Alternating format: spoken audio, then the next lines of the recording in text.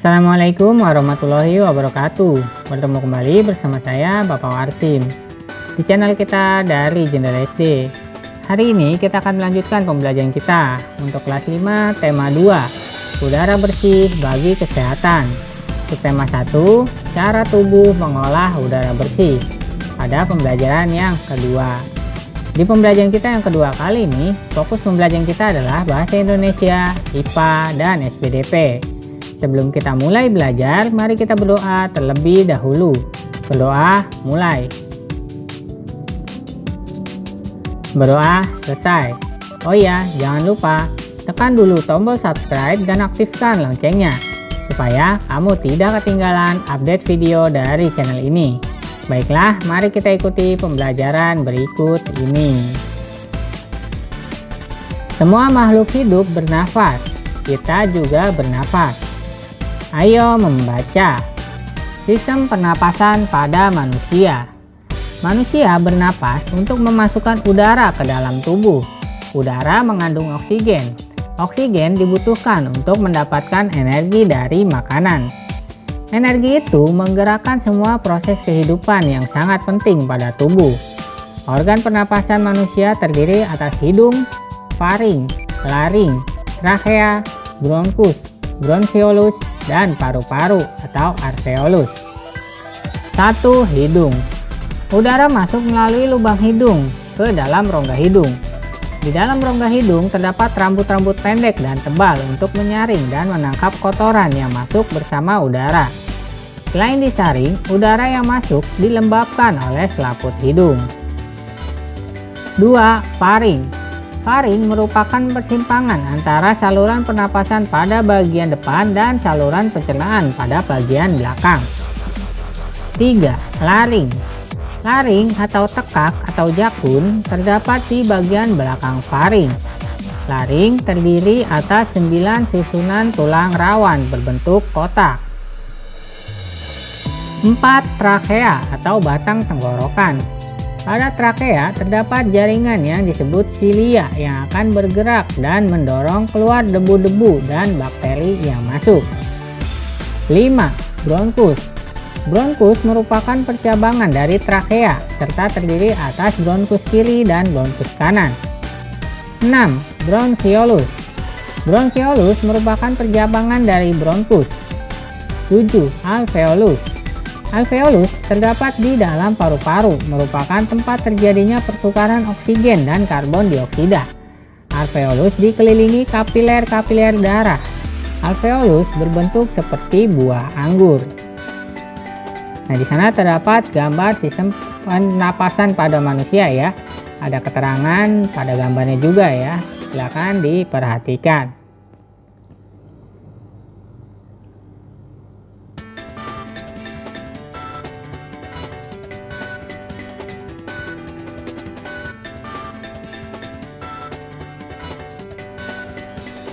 Udara masuk ke dalam tubuh melalui lubang hidung, lalu masuk ke dalam batang tenggorokan.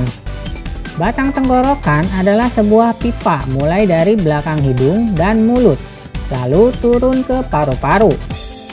Dari batang tenggorokan, udara masuk ke dalam paru-paru.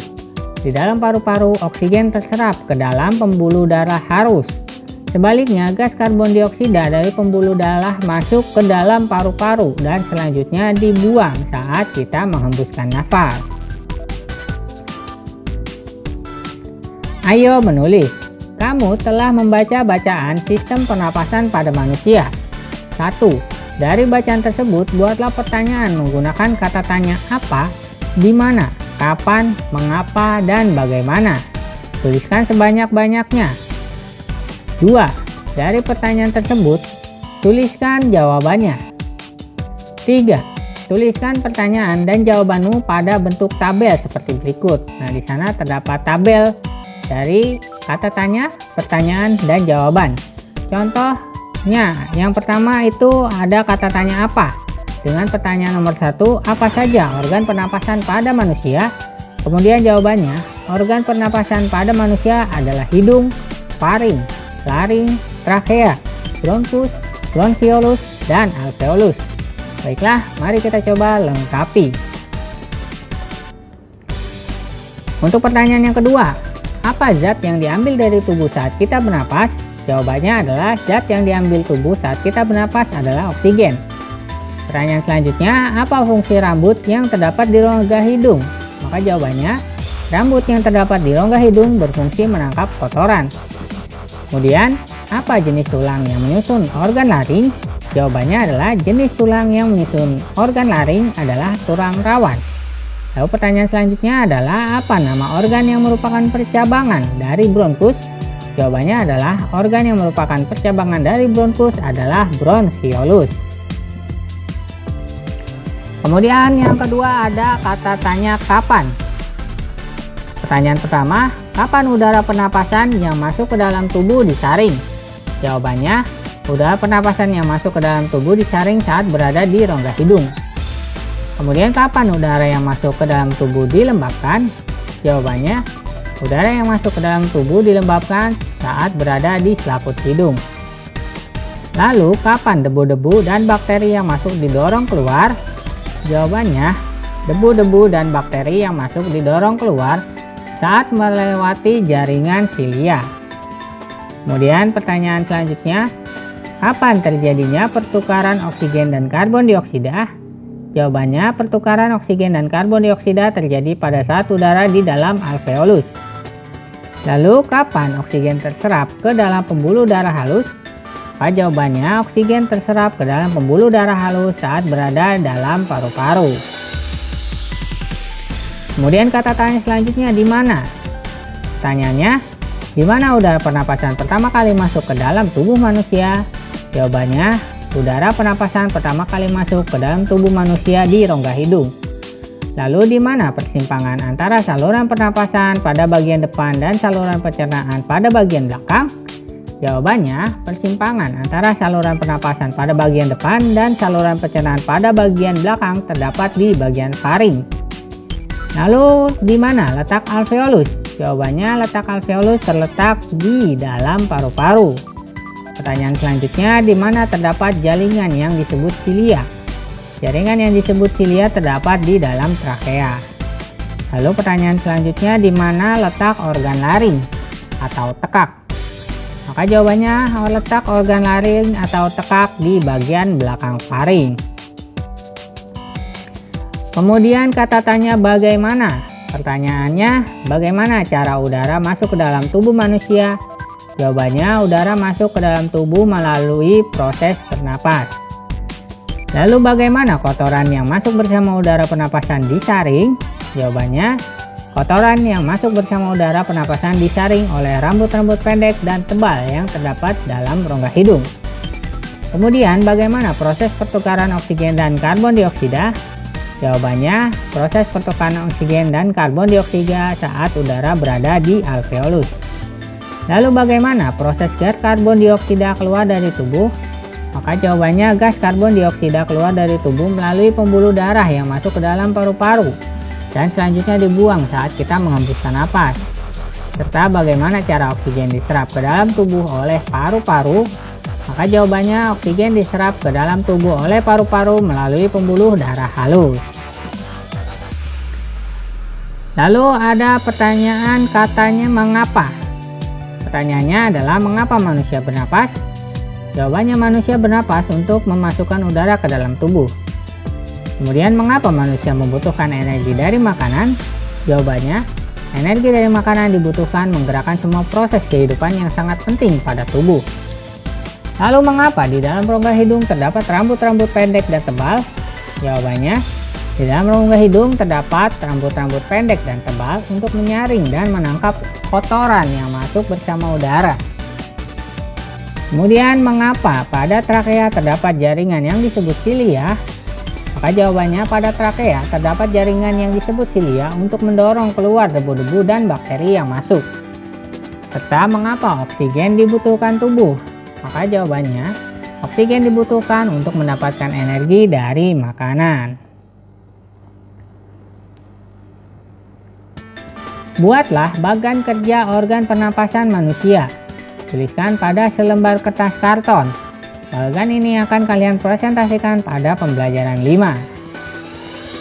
Ayo mencari tahu. Saat kita beristirahat atau tidur, dalam setiap tarikan nafas kita menghisap dan menghembuskan sekitar setengah liter udara. Kita menarik nafas sebanyak 15-20 kali setiap menit. Sebaliknya, setelah beraktivitas berat, misalnya balapan lari, kita membutuhkan lebih banyak oksigen. Saat itu kita menarik nafas lebih dalam dan lebih cepat. Dalam setiap tarikan nafas kita menghirup udara sebanyak 3 liter atau lebih. Dalam setiap menit kita menarik nafas sebanyak 50 kali atau lebih. Itulah sebabnya kita terengah-engah. Lambat cepatnya kita menarik nafas tergantung aktivitas yang sedang kita lakukan. Sebaliknya, kita juga dapat mengatur pernafasan sesuai aktivitas yang sedang kita lakukan. Sebagai contoh, saat menyanyikan lagu, kita harus mengatur pernafasan supaya nyanyian kita lebih enak didengar. Dalam seni musik, ada lagu bertangga nada diatonis mayor. Apa yang dimaksud tangga nada diatonis mayor? Ayo bacalah bacaan berikut. Ayo membaca. Tangga nada diatonis mayor.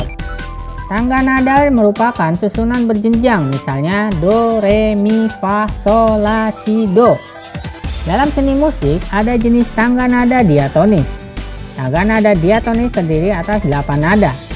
Tangga nada diatonis dibagi lagi dalam 2 jenis tangga nada, yaitu tangga nada mayor dan tangga nada minor. Tangga nada diatonis mayor memiliki interval atau jarak nada 1, 1, setengah, 1, 1, 1, dan setengah. Perhatikan contoh urutan tangga nada diatonis mayor berikut. Nah, di sana kalian bisa perhatikan ya. Dari C ke D itu 1, D ke E itu 1, E ke F itu setengah. Kemudian F ke G, G ke A, dan A ke B itu masing-masing 1. Lalu B ke C aksen itu setengah, atau dari do, re, mi, fa, sol, la, si, do. Seperti itu ya urutannya jika nada dasarnya C sama dengan do. Ciri-ciri tangga nada diatonis mayor adalah sebagai berikut. A. Bersifat riang gembira. B. Bersemangat. C. Biasanya diawali dan diakhiri nada do, namun tidak menutup kemungkinan diawali dengan nada sol atau mi dan diakhiri nada do. Ayo menulis. Kamu telah membaca bacaan tangga nada diatonis mayor. 1. Apa pengertian tangga nada diatonis mayor? 2. Apa ciri-ciri lagu bertangga nada mayor? Tuliskan jawaban pertanyaan-pertanyaan tersebut pada kolom berikut. Nah, di sana terdapat kolom ya. Maka alternatif jawaban yang bisa kamu berikan adalah untuk jawaban pertama, tangga nada mayor adalah tangga nada diatonis yang mana susunan nada-nadanya berjarak 1, 1 setengah, 1, 1, 1, dan setengah. Kemudian untuk jawaban nomor 2, ciri-ciri lagu yang bertangga nada mayor adalah bersifat riang gembira, bersemangat, kemudian biasanya diawali dan diakhiri nada do, namun tidak menutup kemungkinan diawali dengan nada sol atau mi dan diakhiri nada do. Ayo bernyanyi. Siapkan alat musik bernada, misalnya pianika. Perhatikan teks lagu di bawah ini. Berlatihlah memainkan lagu ini dengan pianika. Nah, di sana terdapat lagu Hari Merdeka ya. Dengan nada dasar do sama dengan S. Temponya allegro con brio dengan pencipta H mutahan. Silakan kalian berlatih menggunakan pianika atau alat-alat musik lain yang memiliki tangga nada diatonis mayor. Baiklah, cukup sekian video pembelajaran hari ini dari Bapak. Like jika kalian suka videonya, dislike jika tidak suka, serta jangan lupa share kepada teman-teman kalian yang kelas 5 SD, supaya mereka lebih mudah dalam memahami materi atau pembelajaran yang sama. Tuliskan juga komentar kalian pada kolom komentar di bawah, supaya Bapak tahu di mana saja hal-hal yang perlu diperbaiki. Subscribe channel ini supaya terus berkembang dan memberikan informasi yang menarik dan bermanfaat kepada kalian. Kurang lebihnya Bapak mohon maaf. Bapak akhiri. Terima kasih. Wassalamualaikum warahmatullahi wabarakatuh.